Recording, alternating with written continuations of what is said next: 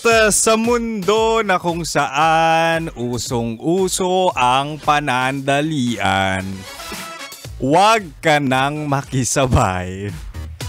Kumbaga, panandali ang saya, panandali ang tao, panandali ang sarap. Huy! Pero mahal no, ang sarap sigurong mapunta sa relasyon na kung saan totoo. Yung walang pagpapanggap, yung may peace of mind, kumbaga yung panghabang buhay. Yung relasyong tinutukoy ko, sa akin mo malalasap. Huy! mahal. Ano sa'yo? 김치노입니다.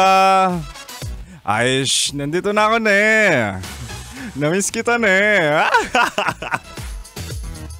Ito na naman ang opo mo sa radyo na kapag natikman mo, hahanap-hanapin mo.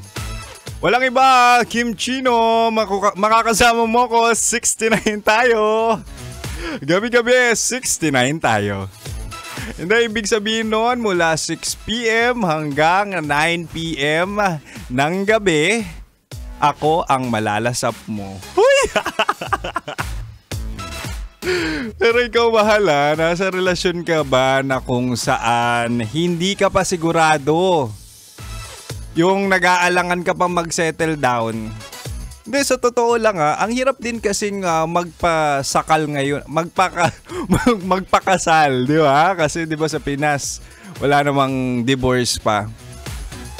Hindi, pero on a serious note, hindi ka pa talaga sure kung siya ay keeper. O, di ba? Keeper. Naririnig nyo na yun pero hindi nyo alam yung definisyon. Kapag sinabing keeper, yun yung taong hindi mo na dapat pakawalan.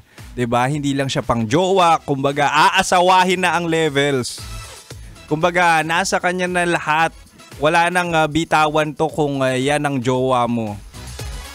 Actually, hindi lang ikaw. Sa totoo lang, karamihan talaga ng tao ngayon hindi pa makapag-settle down kasi nga hindi pa sure.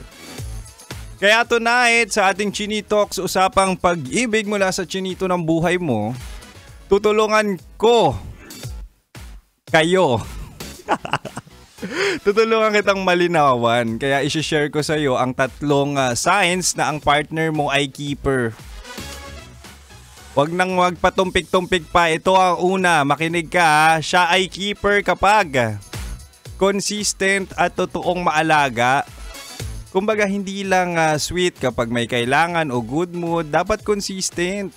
Tandaan mo no, araw-araw hindi ka kamahal-mahal. Pero yung kapag keeper ang jowa mo, hindi magpapatinag yan, aalagaan ka niyan.